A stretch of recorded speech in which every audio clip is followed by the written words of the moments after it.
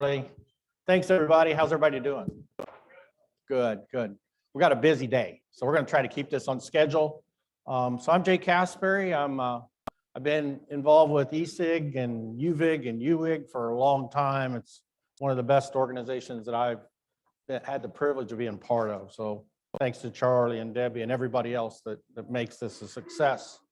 We're going to talk about congestion today. We've got 4 or 5 presenters, and 2 of them are going to be remote. So we're going to start off with the 2 that are remote. We're going to give folks about 15 minutes to go over their prepared remarks, and then we'll probably keep the panelists in the front row so they can actually watch the presentation since we don't have a monitor here. But we'd like for this to be as interactive as possible, okay? Please ask questions. At the end of each presentation, I'll ask for maybe 1 or 2 clarifying questions for the presenter as we introduce the next guy and get them set up. So we'll do that. Congestion is a real challenge. I don't know if you've seen the trends lately, but they're very scary. The curtailments that are being taken to manage congestion on the grid are getting to be problematic, and we've got to do something about that. I think we're going to learn a lot today from the presenters about some of the ways that people can and are addressing congestion on the grid with grid enhancing technologies and things like that, new operating procedures. So with that, I'd like to introduce the presenters all at once, and then we'll start with Anders, I'm sorry. But Anders Hansen, he's our first presenter, policy manager with EDF Renewables. I don't know if Tim's here, hopefully he'll come up front. All right, glad to see Tim. He's responsible for engaging all aspects, supporting ISO RTO relationships, including transmission planning, resource integration, and operations support, and also monitoring and participating in FERC activities, as are a bunch of us these days. A versatile energy policy economist, Tim has a strong working knowledge of ISOs and RTOs, tariffs, regulations, and business practices. He's engaged in transmission planning, emerging electric power policy, and regulatory topics, including the integration of renewables, energy storage devices, regional market design, transmission cost allocation, and other tariff issues. Our 4th presenter will be Dr. Pablo Ruiz. He's a senior consultant with the Brattle Group, associate research professor at Boston University, and co-founder of NewGrid, a company focused on grid optimization software and services. Pablo's a friend and a principal investigator for the DOE's RPE, Transmission Topology Control Algorithms project, which led to the formation of NewGrid. Our last presenter is James Kim. He's an energy economist titled Energy Policy Project Scientist in the Electricity Markets and Policy Department at Lawrence Berkeley National Lab. Now that's quite a title. James conducts research on clean energy market policy and the related value and cost of power system technologies to analyze clean energy resource needs. With that,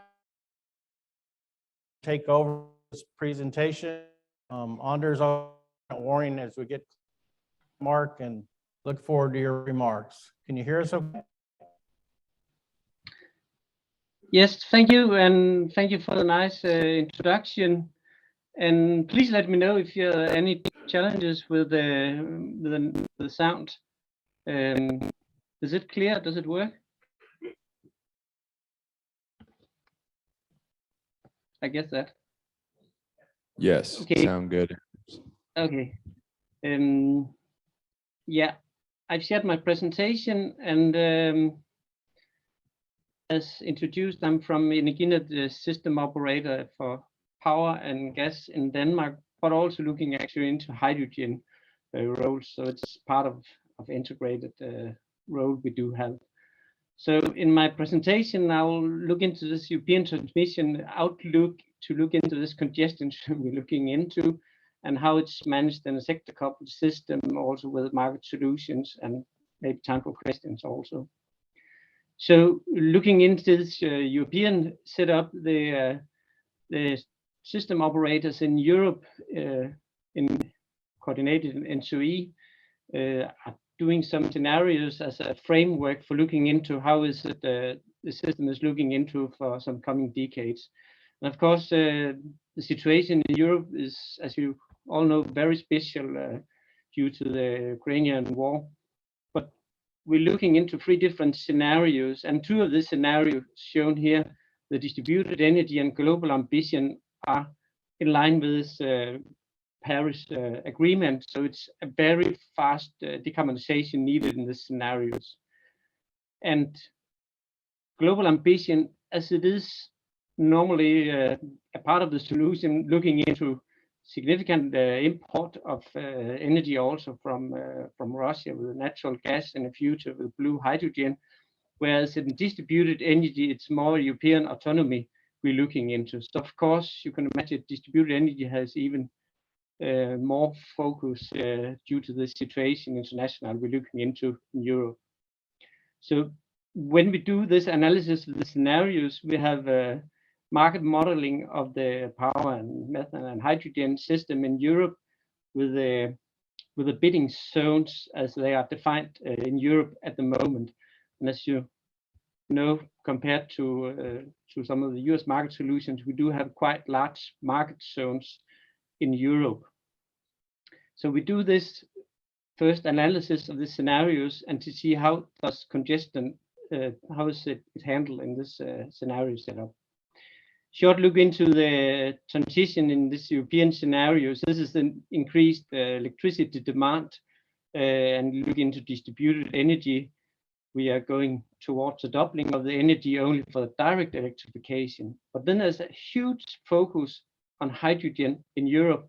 As you can imagine, we want to reduce our consumption of national gas and substitute with hydrogen.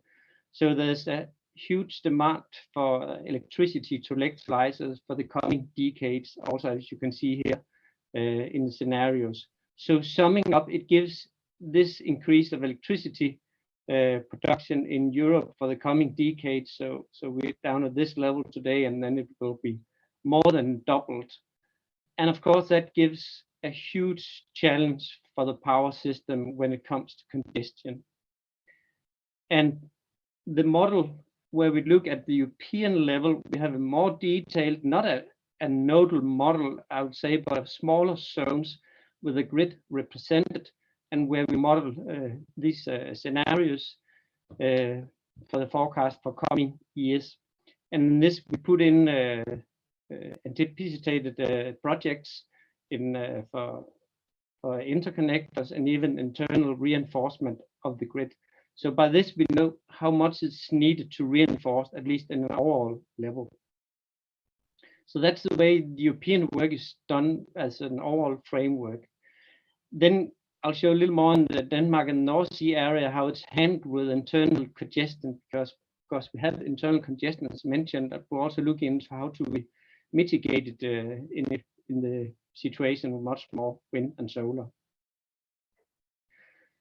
So looking in the North Sea area around Denmark and also the Baltic Sea, there's a huge potential for offshore wind. So up to more than 20% of the European supply of energy could come from this offshore area. So it's not only for supplying this countries like Denmark, but also as a European supply of energy we're looking into.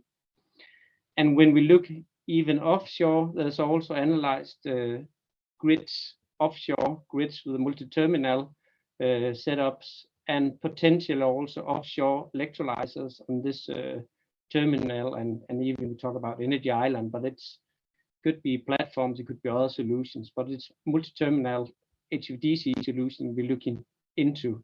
So when there's abundant production of wind compared to the demand in Europe, it goes out and produce a lot of hydrogen piped into shore, and then part of the energy supply in Europe.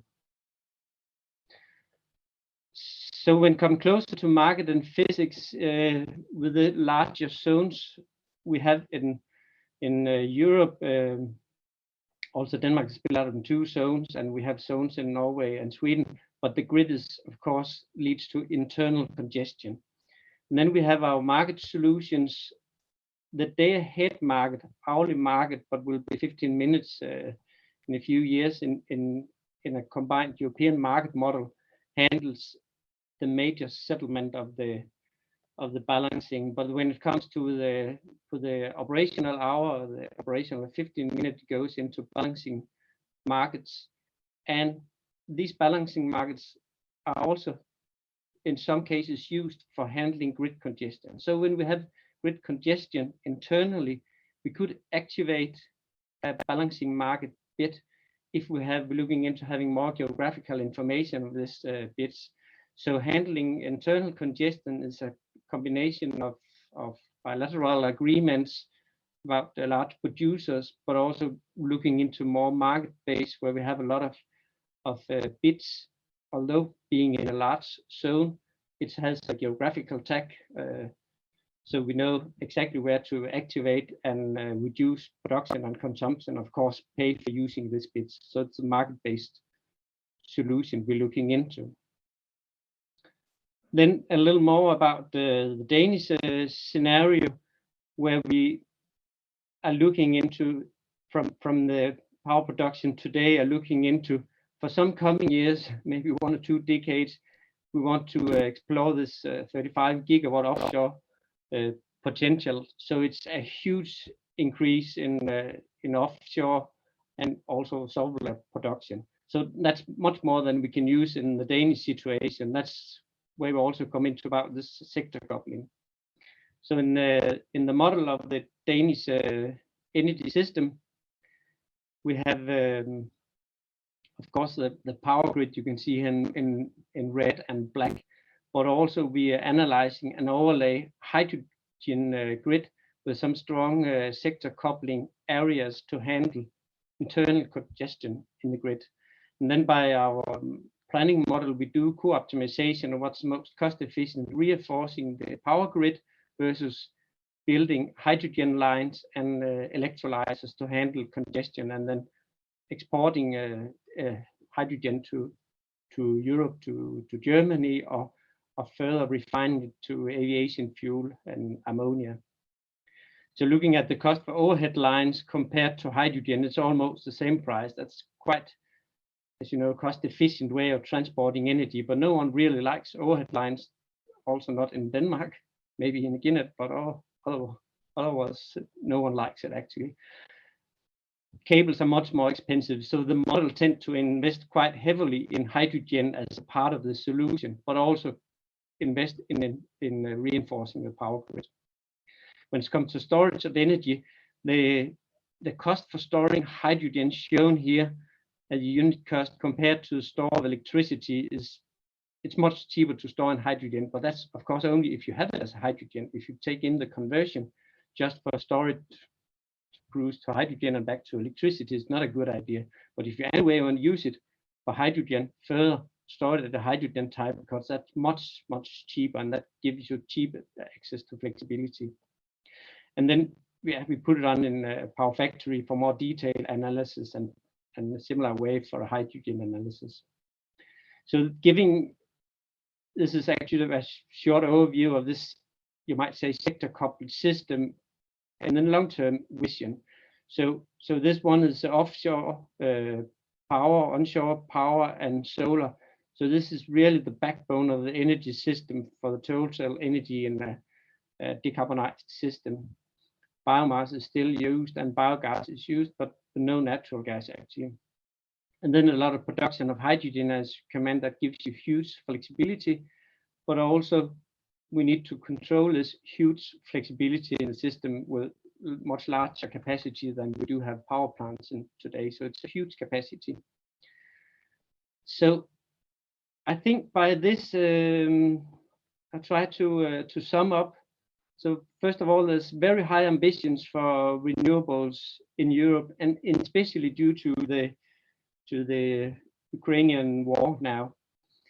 So it will be a quite fast transition with renewables, and we do NSOE scenario work to planning how to mitigate congestions and congestion management definitely needs further coupling of market physics in whole Europe, and especially in areas around the North Sea with huge amount of resources.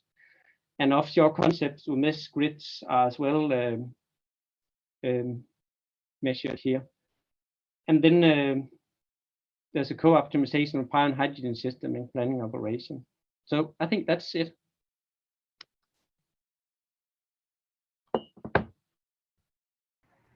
Make sure he has control and it's working. There you go, Trevor. It's all yours. All right. Thank you, Jay, and thank you, everybody. Good morning from Little Rock, Arkansas, where it is currently raining and approximately 65 degrees this morning. I apologize for not being able to join you in person, but hopefully you have some fun here listening to this presentation about MISO congestion management and some of the things that we experience here on the real-time system. First slide I wanted to cover here is primarily an overview of MISO's footprint. As you can see here, we are in 3 regional locations. We do have a control center in Eagan, Minnesota, Carmel, Indiana, which is the MISO headquarters. And of course, we've got an office here in Little Rock, Arkansas, where I'm currently located. As you can see from the pictures here, we do provide reliability coordination services for 15 states in the Canadian province of Manitoba. And you can see over there on the right some of the statistics about MISO's footprint, as well as the type of generation that makes up the entire footprint that we have. Throughout this presentation here, you'll see some hyperlinks at the bottom of my presentation. I highly suggest going to the misoenergy.org website, where you can find a lot of this information. It is public, so you can use these slides as references for you if you are surfing that website and want to get some more information there. Moving on to the next slide here. These are what I wanted to cover are just from a high level. I think these are used pretty widely, not just in the United States, but also across the world, some of the awareness tools that are available to system operators to actually manage congestion that does occur on the system. We do get equipment status alarms, breakers, generator breakers. We do have SCADA information that is given to us from the membership. And of course, we have an EMS state estimator and various other reliability and data analysis tools.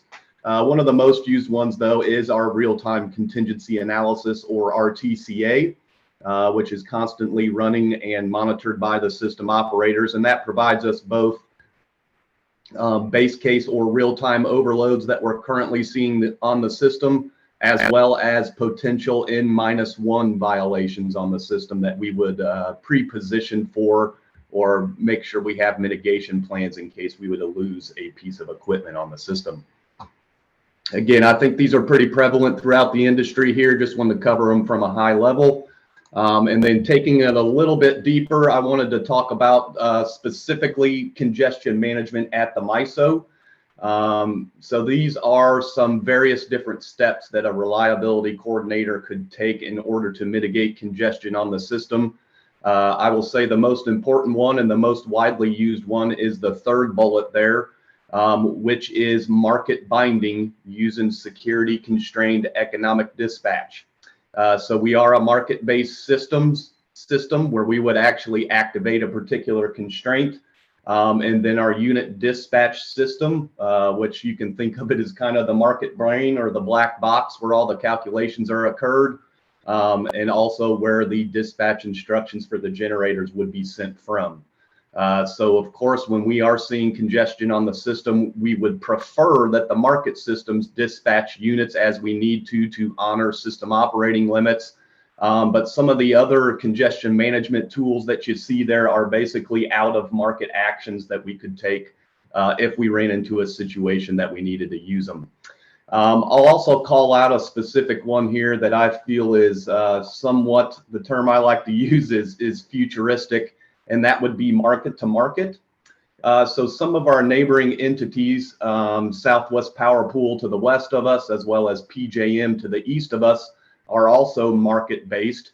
And through our operating agreements with those entities, we actually have the ability to share our market results for a particular constraint. And what this allows us to do is optimize the dispatch of generation across a seam or with a neighbor, where we may have a neighboring entity impacting a particular constraint. And this allows us to share that market information and make sure we're coming up with the most cost-effective way to mitigate a constraint that we may see on the system. Again, some of those other ones there, you can account those to basically manual actions we would need to take if for some reason we're dealing with a unit that is not in the market, or we need to take other actions because the market isn't giving us that reliable mitigation option as we would expect. Again, each of these, obviously, the reliability coordinators, the system operators need to take into account what the impact of their mitigation would be, depending on what type of status the system is in. So obviously, if we're dealing with congestion, but at the same time, we are also dealing with a capacity situation on the market footprint, we would need to take into account any stranded megawatts or redispatching of generation that could impact the availability of megawatts to actually serve the load on the system. Again, a lot of collaboration between the different functions here at MISO or system operator positions, as well as with our neighboring reliability coordinators and balancing authorities to make sure we're having a positive impact on the system for any mitigation actions that we're taking. Next thing I wanted to cover here specifically relate to renewables and how does MISO operate renewables in our market systems. For all intents and purposes, as that first bullet says there, we treat renewables the same way we treat any other type of generator in the MISO footprint. Specifically, you can see the bullet there mentioning how we use wind and solar forecast as an economic maximum for those specific units, and we would dispatch the units based on those limits that we would have in there that are of course based on the forecast that we are receiving. As we all know or have started experiencing here, there are unique challenges to operating renewables on the footprint. The three bullets there, again, I think most people know this, but we'll touch them here pretty quick. You can build wind and solar farms a lot quicker than you can get all the sign-offs and regulatory bodies agreed to for building transmission. That takes a lot longer. And then, of course, the best sites for wind and solar are usually pretty far away from where the load centers are. And then the most important one, which I've got an example here coming up, is of course the volatility that we experience with these renewable resources. We can't control when the wind blows, and we can't control when clouds cover the solar farms that we need to produce the electricity. The final bullet there is one of the challenges. Again, as I mentioned in an earlier slide, our preference is to allow the market systems to mitigate the congestion once we have a constraint activated in that market system. As a result of the challenges of renewables, again, the volatility, how far away they are, the transmission build out that is needed, the challenges really result in more what we term manual redispatching of renewable resources. Again, this would be an action that an operator would take when the market systems aren't providing us with the reliable mitigation of congestion. And so we would need to take a manual action, whether that's a manual redispatch or capping of a renewable resource such that, hey, you can't produce over X amount of megawatts because you would be violating a particular constraint on the transmission system. This next slide I'm going to show here is a specific example using some data as far as what it actually looks like in the volatility of wind generation in the MISO North region. So you can see the highlighted portion there, just how quickly wind generation can ramp up and violate a particular system operating limit that we may have. So once that ramp up occurs, we would have to take a mitigating action, which would dispatch the unit back down. Once we are below that system operating limit, it would immediately jump right back up and come close to the limits that we're experiencing. So as a result of that, again, we touched on it a little bit earlier, but that's when we would have to take a manual action in order to cap a particular unit. So we're not constantly violating a system operating limit, then we get the relief, and then it goes back to violating again. So again, these are just some of the characteristics or what we see on the system in real time that make a system operator's job pretty busy throughout the day. Again, especially in our MISO North region where the majority of the wind is on our footprint. So I wanted to touch at least here on a couple of challenges in general that we experience with renewable resources, but right now it's primarily wind. A couple of the items that we've been tasked with or a lot of conversation around are, number one, reconfiguration requests due to congestion costs. So this is what I would term a newer type of request that the MISO footprint is receiving. Historically, what we've seen is reconfiguration has really been used to mitigate congestion for a reliability purpose, right? We maybe have a disturbance or we're experiencing an overload where market systems couldn't solve the congestion, we couldn't move a particular generator, and so we may come up with a reconfiguration of the transmission system that would allow us to reliably or not violate a system operating limit. Where these reconfiguration requests are, I would say, new nowadays are we have certain market entities that have gotten contracts with certain vendors that are looking at the congestion costs that are occurring as a result of the lack of transmission build out where all of these renewable resources are sited. The picture on the right kind of gives you a depiction of that. Again, this is a picture of the MISO LMP map, locational marginal pricing map. And it really tells the story as far as the blue and purple is where the majority of the wind is located on the MISO footprint. And what this picture is telling you is essentially we are dispatching down the wind to the northwest of our footprint and asking the generators on the east in the southern side of the footprint to increase their generation.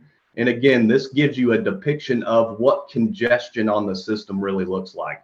We've got a lot of wind out there in the west and in the north, and without the proper transmission, you're going to see generators on the east side of the system getting more money or dispatched up and having to dispatch that wind generation down due to the constraints that we see on the transmission system. And so there are entities out there that analyze this on an hourly and daily basis and will make requests to MISO to say, hey, if we can reconfigure the transmission system, which would allow more production from a particular wind resource, so that we can get more megawatts from the resource, but that would result in having to reconfigure the transmission system, which has some other inherent drawbacks to it, which I'll go a little bit deeper here in a little bit on that.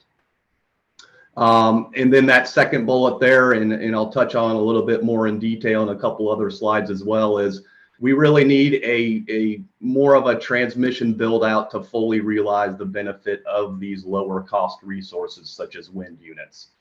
Again, there are some programs here at MISO as well as some work that we've been doing, and I'll touch on that here in a couple slides.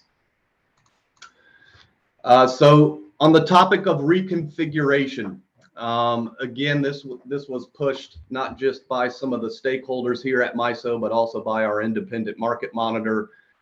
This idea of how do we come up with a process for requests that we receive to reconfigure the transmission system due to the congestion costs that are currently being experienced.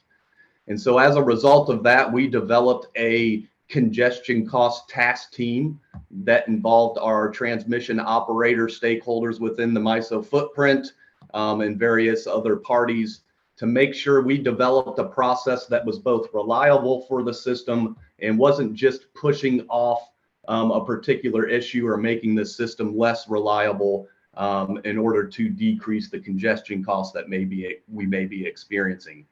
So the first meeting was held there, as you can see, on January 20th, 2022, working with the stakeholder processes to come up with a process and how we would accept these types of reconfiguration requests, how we would collaborate with the different parties that we need to either approve or deny one of these requests, and exactly what the impact on the system would be.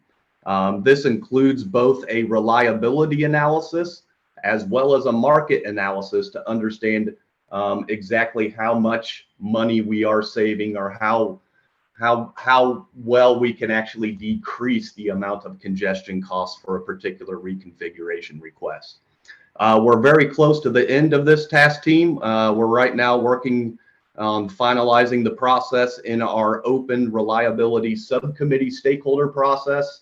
So again, this is something you can get onto the MISO Energy website. You can go to the reliability subcommittee page and you can actually see all the information in regards to this specific reconfiguration for congestion task team. That's a mouthful, I know there. So, but it's going well. Again, some of the unique challenges, or I guess new things coming up here as a result of the renewable energy penetration we're seeing on the footprint.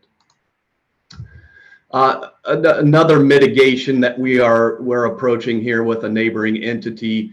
You can see in the blue circle there a seam along our border with Southwest Power Pool, which is a market and balancing authority just to the west of us here, and also happens to be where the majority of wind power is sited on the MISO footprint. You can see the link there to the MISO Energy website where you can go get some information of this. But basically what it's doing is we are working with SPP to identify transmission projects that would allow us better access to these lower cost renewable resources to serve our load. Just talking about some specifics out of this Q study process without Southwest Power Pool. We have done some technical analysis. We are working through, again, both MISO and SPP stakeholder communities. And right now we are going through the process of cost allocation discussions, which again are normally the ones that take a little bit longer once you have identified the actual projects that are available that would provide us the relief that we're seeking. So as a result of at least the technical analysis portion of this joint study, you'll see here that we did identify 7 projects with a cost of approximately $1.75 billion. And you can see some of the benefits there as a result of that as well. Adjusted production cost savings as a result of more access to wind generation. And we also did some analysis in regards to how much additional renewable generation we can put on the system as a result of solving these constraints that we experience along our seam.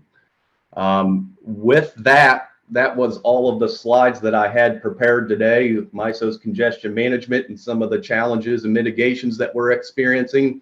Got my email address there for any questions. And again, I also highly recommend visiting the misoenergy.org website to do any more research on these specific topics. So thank you for your time here today, and I'll turn it back over to you, Jay. Raise, I'm going to be. All right. I don't know if any of you watched me run in. I'm a firm believer that late is on time. So we'll see if I can work this clicker. My name is Temujin Roach. I'm with EDF Renewables. I used to work with MISO for a while. SPP before that, Texas PUC before that, FERC, et cetera, et cetera. United States Navy, of course, as well. Who's EDF? This is EDF. Renewables. EDF is a company out of France, now wholly owned by France. We are a subsidiary underneath EDF Renewables. We're EDF Renewables North America. You can see we've been in the industry. Do I need to stand here? Because you guys are filming me, aren't you? That's not good. Sorry. I'll try to stay right here and not wander. EDF Renewables has actually been at the business for, I think, 37, but 35 plus years. So again, we're owners, operators, and developers. We do develop and continue to develop. The key for us is producing clean electrons and making money so we can produce more clean electrons. So where does congestion fall in? Congestion's cost. Congestion costs us money so that we can't do more. And it also affects the resources that we have in the ground, and so that they don't produce the electrons that we built them to do. And as a result, we see it as waste. I'm not going to read these slides. That's all right with you, right, Jay? Okay. So you heard a little bit from MISO. Again, MISO is looking at about $3 billion in congestion, which is which is bad.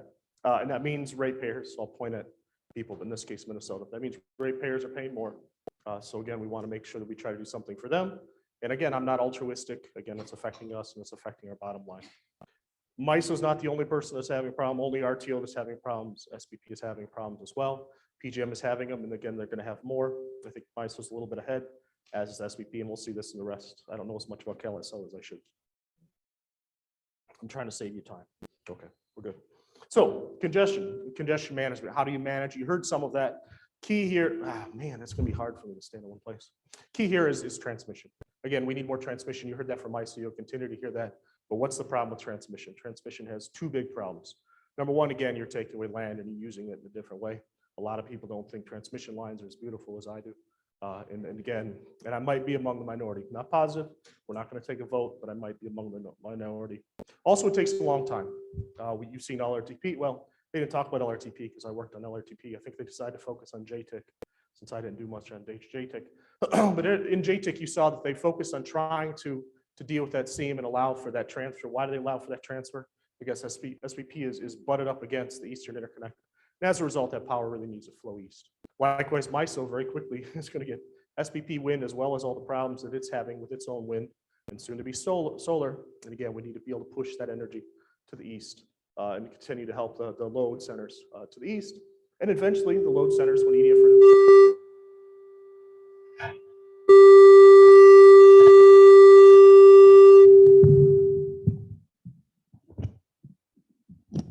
That's mostly scary for me. When EDF Renewables builds more offshore wind, we're going to go ahead and push that offshore wind to the west when the west needs help. Just like what we saw in Uri, again, transmission helped us there and saved us, and I think it can do that in the future. With allowing for SPP, MISO, PJM, RTOs, let's help TVA. We all love TVA, Southern Company, et cetera, and we can help each other out. So that's transmission. Flow changes, market response. Medium, you have some small transmission. You can hear MISO and other RTOs talk about smaller TMEP or smaller projects can be done a little faster, a little quicker, dealing with smaller things, usually 138 through 138, 161, probably not much larger than that, but again, can be done in that short time frame. And then short term, and that's where we're going to focus a little bit. Quickly, we're going to get the gets, and then you're going to hear about Pablo. I'm one of those people that go ahead and hire that unknown entity that does these evaluations. So that's me. That's me asking MISO, why are you going so slow?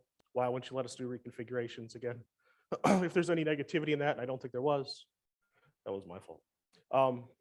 Generation redispatch, of course, that's how they have to do it in operations. In operations, you have, man, standing in one place. MISO does reconfiguring the system.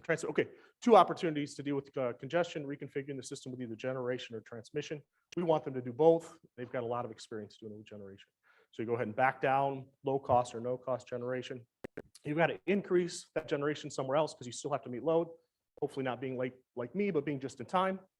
And as a result, you end up increasing the cost in one part and again, grossly decreasing the cost in another part. You saw some of that purple. In some cases, that's -40 prices. And if we want, we can talk about the IRA and how that's going to make it potentially even worse. Great thing. We're happy about it. Good money. But again, of course, it comes with negatives and comes with problems. Again, the solution is transmission. And then gets reconfigurations. What we're going to talk about. We believe that you need to be able to reconfigure that transmission system. Ideally, that should be pushed and come from the TO and the RTO. That's in a perfect world. We would hope that the TO would be looking out there and say, how can we use the wires that we have and the wires that were paid for by ratepayers in a better way, so that we can meet that load, meet the load at the lowest price. That doesn't quite happen that way, unfortunately. But we're getting closer, and now MISO's and you heard about it. MISO has a setup now for a process in order for, in this case, renewables, through a consultant, to go ahead and identify some of those that we believe aren't going to hurt reliability, at least the way it's defined by NERC. We can talk about deconstruction of the system and all the other negatives that people bring up, but an opportunity to maintain the reliability, at least as NERC identifies it, and to get more transfer capacity and to curtail renewables less, and to provide a lower cost product to load. And again, that's who we're trying to serve. We're trying to give that lower cost with that reliability, always that reliability hook to that load. Spend a lot of time. I'll start moving faster. You've already seen this. This is us picking on SPP since they already picked on MISO. It's good they picked on ourselves. Now I'm picking on SPP.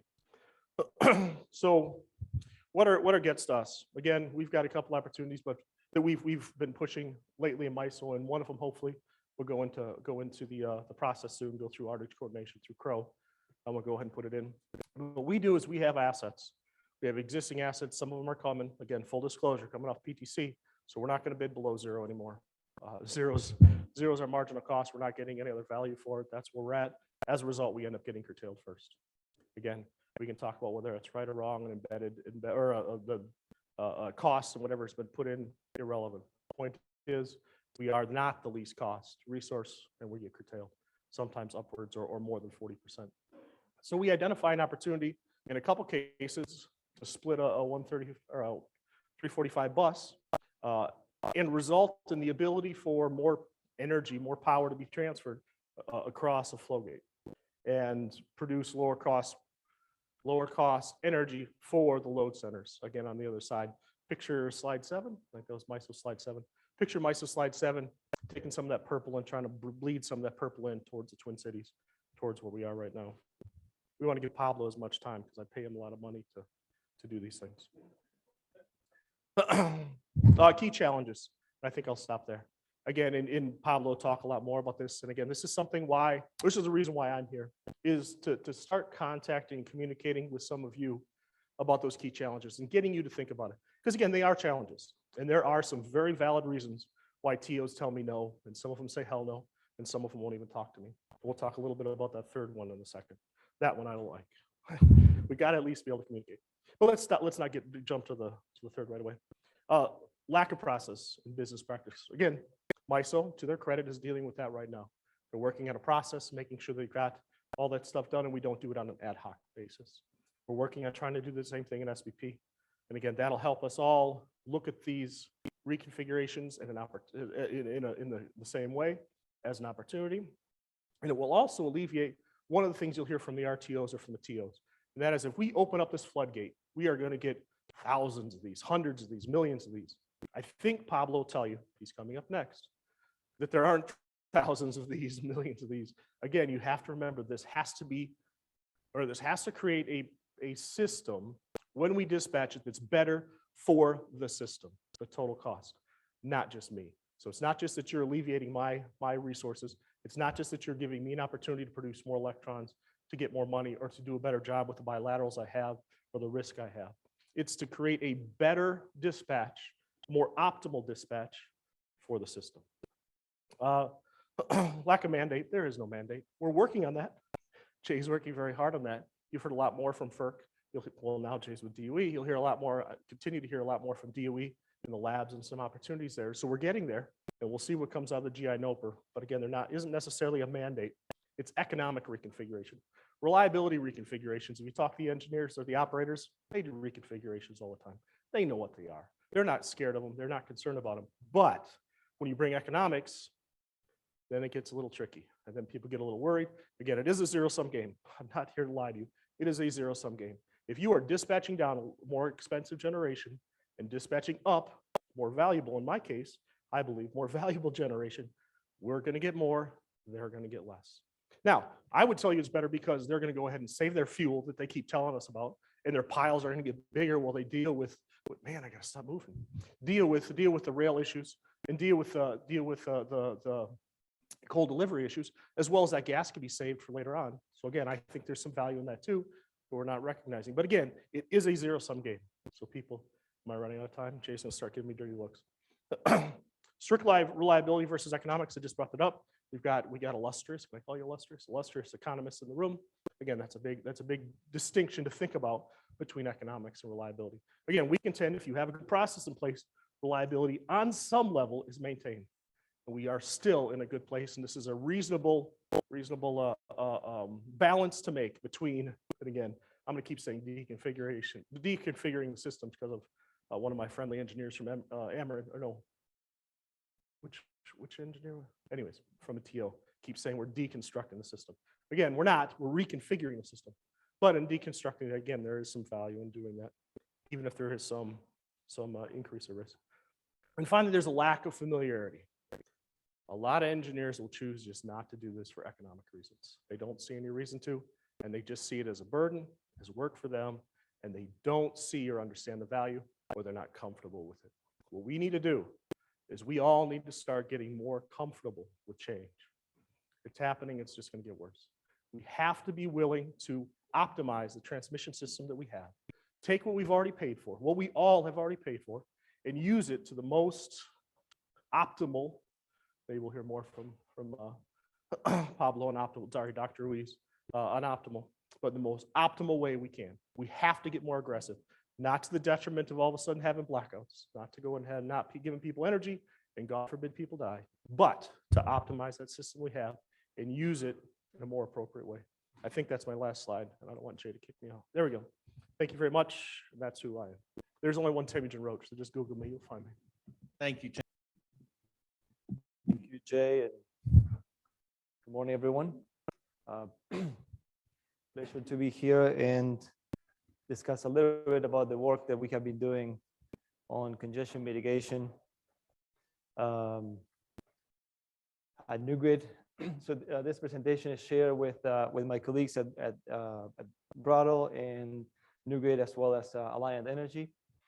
We'll see a case study that we did with them. A little bit in terms of the agenda, we'll provide we won't spend much time on congestion management. I think that topic was very well covered by the three previous speakers. We'll focus on mitigation options from grid enhancing technologies. Just a few words about dynamic land ratings, advanced power flow control, and most of the time we'll talk about the work that we have been doing on topology optimization, including case studies and impacts to what to expect. As Anders and Trevor and Tim discussed, and Jay also highlighted, congestion is a big issue. I'll just provide another aspect in terms of the impacts. Congestion costs in MISO North, or in MISO in general, have been doubling since 2019, year over year. So that's a big impact. The spring of this year, the costs were over 1 billion. Summer was almost 900 million. And as Tim said, this is not about MISO. That it happens pretty much everywhere where as the energy transition progresses for the same reasons that were discussed before. So we'll talk about what could be done about it. So in part, these high congestion costs are caused by the underlying drivers, but they're also exacerbated by the legacy approaches to manage congestion and the way we think about the system. And that's where the grid enhancing technologies come into play to try to mitigate and improve the way we operate and we take advantage of the existing facilities. This is a group of technologies, hardware and software that increase the visibility that operators have in terms of the transmission capacity and the way to manage. So we'll talk about each one of these dynamic land ratings, advanced power flow control, and topology optimization next. So starting with dynamic land ratings, what they provide is better visibility, so more accurate ratings, accounting for the impacts of weather, many times also accounting for the impacts of the system to determine how much any one asset could carry right now, and also forecasting what those assets could carry into the future. In this slide, we're showing two examples from this neck of the woods. One, they come from a DOE project that Xcel Energy and Line Vision have in Minnesota and Wisconsin. We notice on the chart on the upper left-hand side, the black line is the static rating. That's the rating determined in planning. The blue line is the measured. The blue line at the top is the measured rating in real time. The slightly lighter blue line at the bottom, that's the actual flow. Usually this is the case when you measure the capacity by design. Usually you will want higher actual rating than the most conservative estimate. Sometimes it's the opposite though. So there's dynamic land ratings are not about increasing the capacity of the grid. It's about knowing how much you have. sometimes that can go down. So on average, it increases if you look at the first row in the table for one of the two examples, on average for that particular line, there was a 9% increase over the winter and the rating as compared to the static rating. In the summer, that was even more significant, almost 35% increase, even accounting for all of the other limiting factors. So these impacts can be significant. But again, this is about visibility, so knowing how much you have. In terms of what you can do for management, that's where we switch to power flow control and topology optimization. Starting with the former, the power flow controllers are the advanced power flow controls are FACS devices that enable a granular tuning almost of the transmission network by altering the effective reactance so that you can push or pull flow over the specific assets that are, or the specific constraints that are limiting. These can be managed in a dynamic fashion. Some utilities use it more as a planning tool to unlock grid capacity and may not use them to the full extent, but can be highly valuable, especially in situations where there's a lot of congestion in most of the lines at the limit. So moving to topology optimization and reconfigurations, the idea is the same. So tuning the reactances over the whole system, but by finding ways to open or closing existing circuit breakers to reroute flow around the highly loaded binding or sometimes overloaded constraints. So this is conceptually pretty similar to the way that one would use Waze or Google Maps. When you're driving face congestion, you pull up your favorite GPS app and see if you can go around it. Sometimes you can, and sometimes those routes may take you through parts of town that you wouldn't, a priori, and without information, believe that will save you time, but it can. So the same thing happens with these reconfigurations. Again, implementable today using the existing infrastructure. As was highlighted previously, reliability is paramount. So the objective is not only to mitigate that given bottleneck, it's also to make sure that if for any other contingency, the performance of the system would be at least the same and hopefully even better than without the reconfiguration. So that's very important, and this is what makes the problem challenging, since the search space is very, very large given the number of contingencies. Reconfigurations are nothing new. Trevor mentioned that they have been used probably since the beginning of the transmission network to begin with, mostly for a reliability purpose. The value added of the technology is finding these options in a system that is becoming more and more complex and more dynamic, quickly identifying the options so that then the operators and the engineers can evaluate and determine whether these options are valid and then whether they should be used in operations or used only as a last resort. So it's additional information, much like again Google Maps or Waze. Solution times, by the way, are quite fast, in the orders of 5 or 10 seconds, or single-digit minutes, even for the largest networks in North America and Europe. In the next couple of slides, we'll talk about impacts, taking a different view in each one of these case studies. The first one is the impacts on prices as well as cost, reliability, and curtailments. This is a case study of the Southwest Power Pool. We did a project with them together with Jay a couple of years ago. On the left-hand side, we are showing the historical case or the real-time prices in the historical case. Different colors show different prices. And when you see changes in color, that's where congestion happens. In that particular scenario picked by SPP engineers, there were 3 binding constraints. One of them was causing, let me see if I can figure out how to use the mouse. Maybe not. The one area in purple that was leading to significant wind curtailments, leading to very negative prices. The constraint in the south in Oklahoma, with both the purple and the orange, that was leading to a significant overload, actually a 15% overload. That constraint was the main reason why we evaluated that case. And there was another binding constraint in Texas Panhandle. So that was a historical case without the reconfigurations on the right-hand side.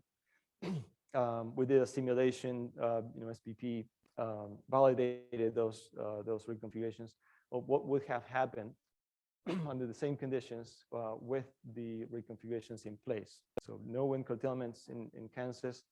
And what was most exciting was no overload. In fact, not even no congestion with the previously overloaded case. That reconfiguration was used as an operating guide by SPP operations. So these are the impacts on prices as well as the impacts on overloads. The next example shows what happens in actual operations with the flows of the constraints. So this is one of the most significant constraints in the SPP, in the entire SPP footprint.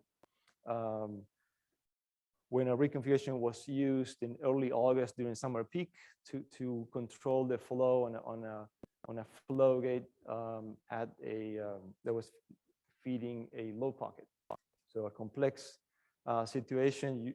You see how there's a sudden jump, about 20% reduction in the flow of that constraint. Actually, that eliminated congestion altogether.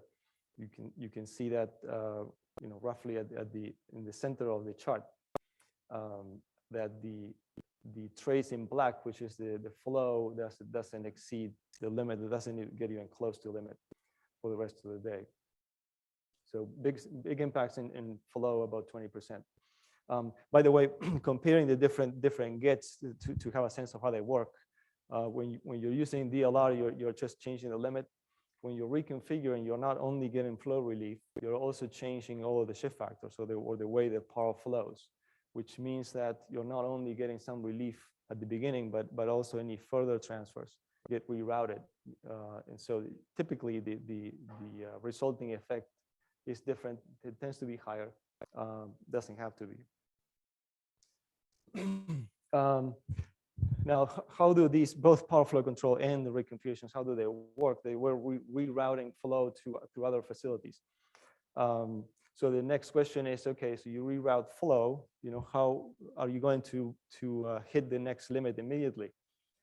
So this case study is helpful in that regard, where we work with National Grid ESO in the UK, the grid operator in the UK, to evaluate a number of these very broad interface constraints. They call them boundary constraints, to see how much additional transfer capability over the entire interface you can move by reconfiguring. So not only looking at the single element constraint, but looking at the more broadly. So in this example on the slide is from the Southeast import constraint. This limits the transfer of power from the rest of the country into Southeast England. That includes the London area. It's a complex situation, especially, or complex area to manage, especially under a number of outages. If you look at the lines, it's not very easy to see, but the lines in red broken traces, those are the outages. There were about 5 to 8, somewhere in that order of magnitude. So we did an evaluation with National Grid and found a few options. We're displaying one of them that consists of a combination of substation reconfigurations, closing one breaker, effectively connecting 2 bus bars, and then splitting 4 substations in other locations. And you can see the arrows in the chart. Some of these are close to the boundary, some are not. when that is done in combination with retuning of the phase shifters, the net transfer capability increase is 8.4%. In that case, that particular case was 550 megawatts. That's the equivalent to roughly one large unit that you can increase the transfer for. Very good. In terms of, so those are a few case studies showing impacts in general.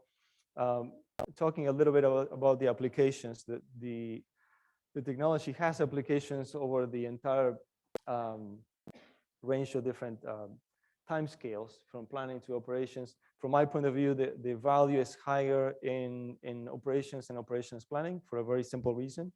You have fewer options, but you typically can reconfigure even until the last minute. So relatively speaking, that's my view. That's where most of the value lies. But there are applications in other timeframes as well. So in terms of how to get to deployment, and this is touching on a few points from the discussion from Tim before, and also from Trevor. We propose an incremental approach where we start with simpler processes that don't take as much time from RTO or TSO staff, that do not necessarily require a complete revamp of the software systems, to start getting experience, and but at the same time delivering benefits to the network. The simplest approach, in our view, is the reconfiguration request process, where the most of the labor is on the market participant, identifying these options and then submitting them to the RTO or the transmission owner for evaluation. The good news is those entities already have experience reconfiguring, for reliability purposes. They have also the tools to perform an evaluation. They are used to evaluating outages. They are used to running a whole range of market decision processes. There are other steps. In fact, some RTOs are already using on the technology for operations planning support. ERCOT and ISO New England. The end goal, in my view, should be using it also for market clearing or as part of the SCED. That will make the most sense. We're closer to we're effectively optimizing the configuration of the grid with dispatch and commitment. That's also more complex, and that's why I think it would be the last step. The last couple of slides will discuss experience with the reconfiguration request process. Won't say much about the process in MISO, except a shout out for MISO and the TOs for working and putting together this process, so that market in the region can start reaping the benefits and get more experience. In the slides, you can see the link, and I believe there was a link to the materials also in Trevor's slide. But in terms of the impacts, we'll provide two views. One is ex post, how much flow or how much throughput these reconfigurations provide for the ones that have been used already as a proof of concept. So on this slide, there are three examples. These happen to be seam constraints. The constraints on the seam between RTOs tend to be the most difficult to control. Two of these are associated with outages, extended outages, that significantly worsen congestion in the area. So on an ex post basis, we looked at using state estimator cases. We looked at what the flow would have been, what the overload actually would have been on those constraints without the reconfiguration with the historical dispatch. This is a measure of the additional flow that these enabled. In one case, it was up to 56% over the rated capacity of the element. So the impacts can be very significant. More typical volumes tend to be in the 10 to 20%, as you see in the other two cases. I'll conclude with this slide in terms of the impacts to market participants. This is a slide showing the congestion costs Alliant Energy. This is a diversified utility in the MISO footprint, serving mostly customers in Iowa and Wisconsin. They may have some clients and customers in Minnesota. To provide a sense of the magnitude of the impacts in terms of costs. So as part of a pilot, we did this evaluation with them, as well as with input from TOs. And what we see is that by using this reconfiguration request process, you can effectively, in terms of order of magnitude, effectively reduce the cost of congestion for the entire fleet by 25 to 50%. So in this particular case, with Alliant, 41% over a period of 8 months.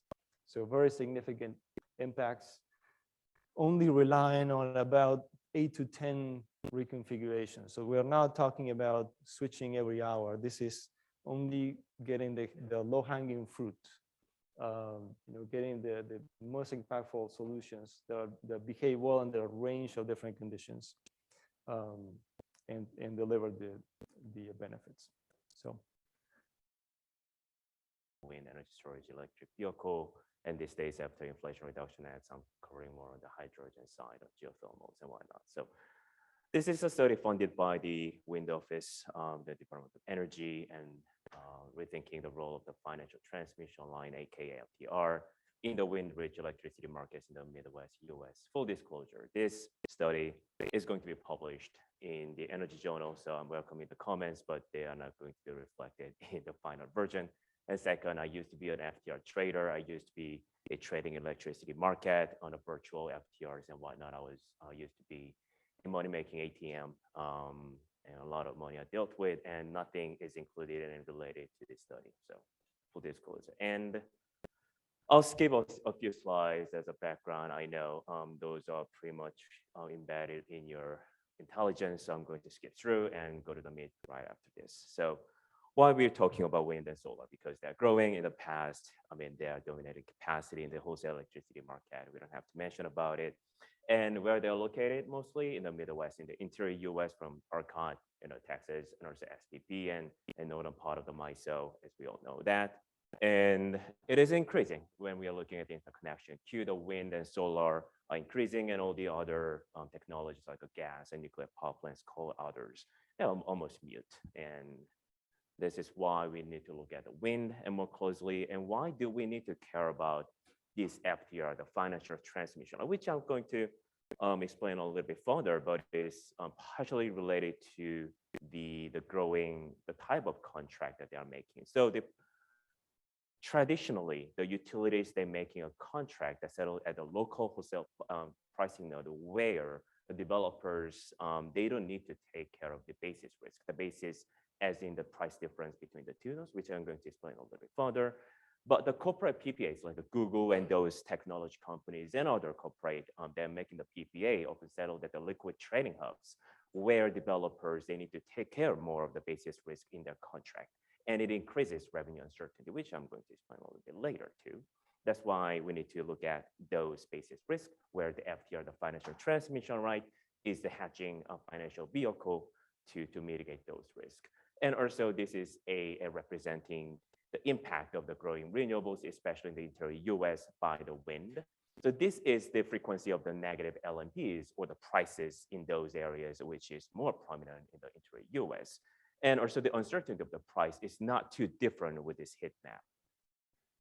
So with those knowledge, why do we need to talk about financial transmission, right? Because it has not been talked about. We were talking a lot about energy markets in regard with the renewables, and also capacity markets and service, which are also part of our team's research. But the financial transmission, right, in line with the growing renewables, it has not been talked too much. And I think it is probably timely, because those technologies like a gas Pablo just explained might mute all the congestion risk in the electricity market. So before the day happens, we better talk about it. So introduction and motivation. Why do we need to talk about the financial transmission right? Because it is hatching. It is a hatching instrument to hatch the basis. So what is the basis? Basis is the price difference between the two nodes. So think about when you are the wind power plant operator. So you have a power plant located in a plant node, and your contract, especially the corporate PPA, is a contract with a trading hubs where the buyer wanted to buy as a trading hub because it is liquid hub. And the price difference between those plant node and the trading hub is a basis. And the market price are varying across the locations, of course, because of transmission line capacity and whatnot. And the basis risk, as defined in this study, is a basis times generation. And some of them, so meaning if you have a price difference between the plant node and the trading hub, and if you generate a certain profile, then this, the product of the basis and generation is a basis risk. And basis risk is tend to be more significant for the wind power plant. Why? Because they're located a little bit further in a remote location. Okay, so this is one case of the basis risk variation across the many months and many years of one specific wind power plant, which is not too different to the other wind power plants in ERCOT. So basis risk is very hard to predict. So when you're looking at this chart, what is your average basis risk on year by year?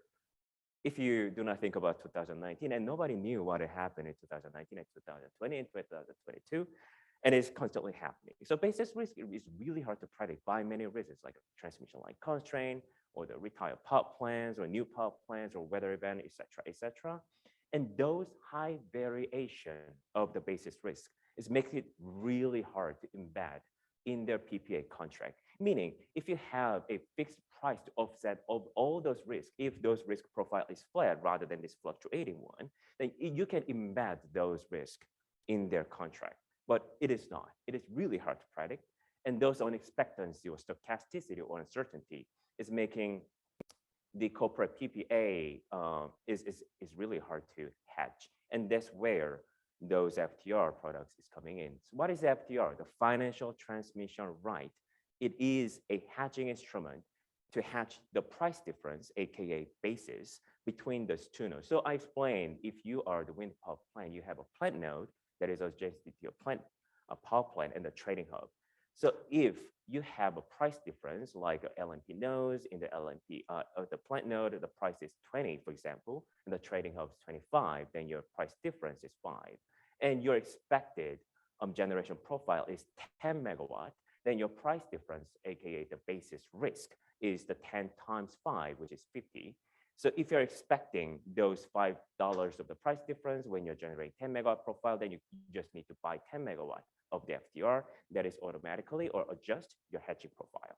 So FTRs are designed by ISOs and RTOs. Those are usually similar, but the details are quite different. And those are designed when the conventional generation technologies were dominating in the market, which I'm going to explain a little bit later. And when you look at those, the basis risk and the residual basis risk, where the basis risk is hedged by FTR, but if some of the basis risk is not hedged by these FTRs, then we can call it a residual basis risk. So assume that you are generating a nuclear power plant, that your generation profile is flat, like 1 gigawatt, flat, forever.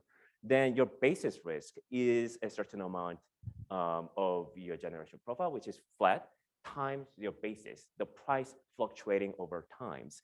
And the basis risk, and hedged by the FTR, which is a fixed amount, and the residual basis risk is 0 because your generation profile is flat, and all you need to care about is price difference. And the price difference is taken care of by the FTR, and your residual basis risk is flat, meaning you don't have any more residual basis risk if you have an FTR. But thinking that you are wind, you are varying generation, and your generation profile, as you see on the right side, is varying, and FTR payout, which only cares about the price difference with a flat profile. So assuming that you have an yearly or annual FTR, then, and when you buy 100 megawatt of the FTR for the annual product, then your FTR profile is flat as 100 megawatt for the 8760 hours of that year that you purchased an FTR.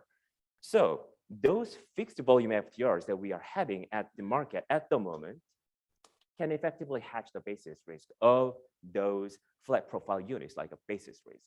of those like coal power plants and nuclear power plants that were dominating, used to be dominating the market. But those characteristic is not really in line with those varying generation profiles like the solar and wind. And it is becoming a poorer hedging instrument with those growing renewables in the market.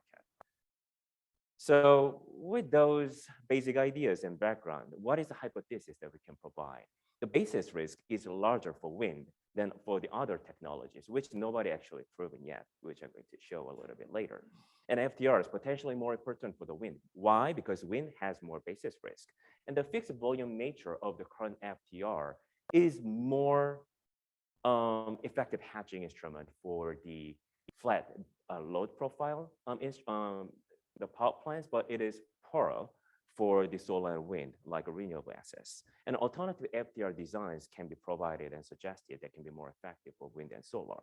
And what is the approach? We collected all the historical generation wholesale price data, like everything in MISO and SPP and ERCOT for the last few years. And we're going to focus on two key metrics, which come into over and over and over. One is basis risk level, and the second is basis risk uncertainty.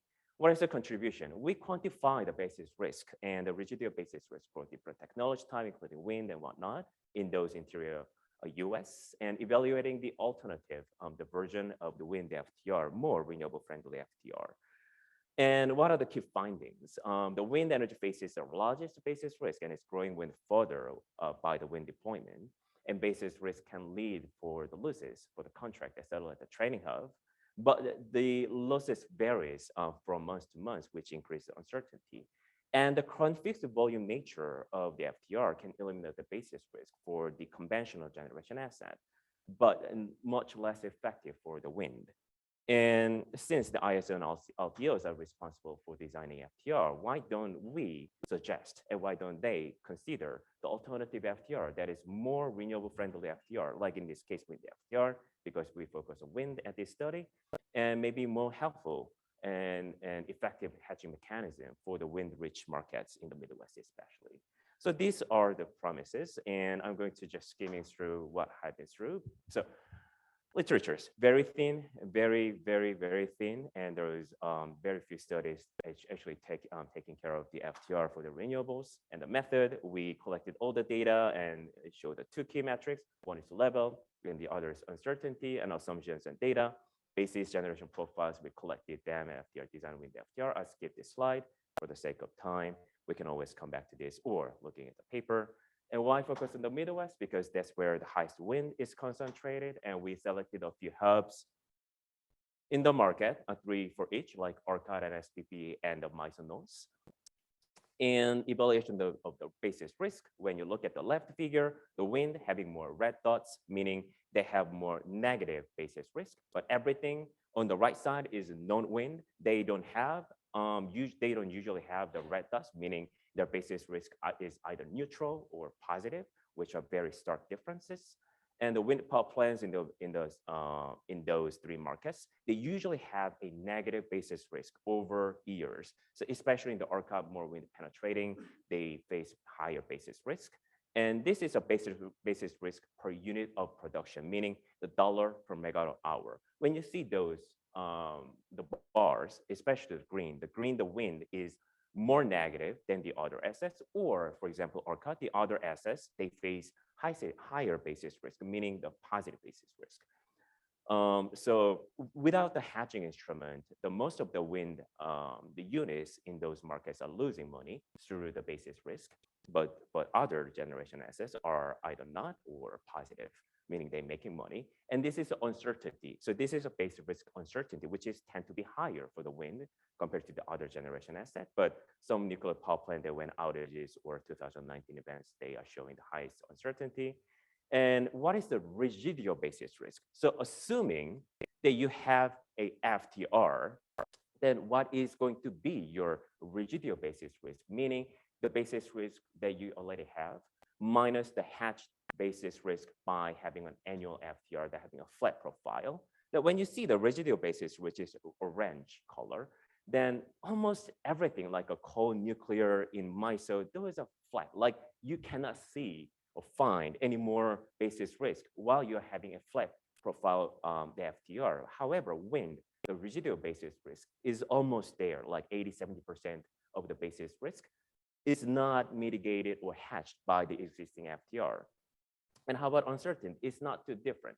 When you have a traditional FTR, it tends to eliminate the uncertainty of the basis risk for the other generation technologies like a nuclear coal, but not for wind. So those are kind of proving that existing, the FTR is not very effective for wind, however, more effective for the conventional technologies. So what we are proposing in this phase, so this is a phase 1. I'm going to explain what is the phase 2 and 3 at the end of the slide.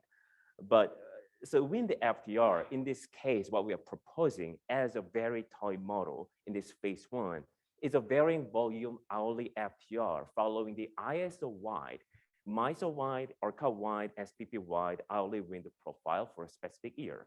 So without FTR, the basis risk is highest, but annual FTR is reduced a little bit. But why by having wind FTR, which is a dynamically profiled hourly FTR closely following the wind profile, effectively reducing almost all of the basis risk they already had. And the uncertainty is not too different. So by having a wind FTR relative to the traditional FTR, by having a flat profile, is effectively muting down the level and uncertainty of the basis risk for the wind. So this is the conclusion, but I'm not, rather than repeating those, I'm going to shout out 2 aspects. One is, this is the first study that is proving out empirically that those traditional FTR is not highly effective for the wind. And we don't have to mention about solar. I mean, this is funded by the wind office, but when we think about solar, the profile is very repetitive. And there is no single FTR product in the market that can hatch out those solar profile. And also, this is the first study that is showing out those alternative FTR is necessary in the market for the renewables. And what we are looking at for the second phase out of these studies, so the first one, we proved out the proof of concept, I believe.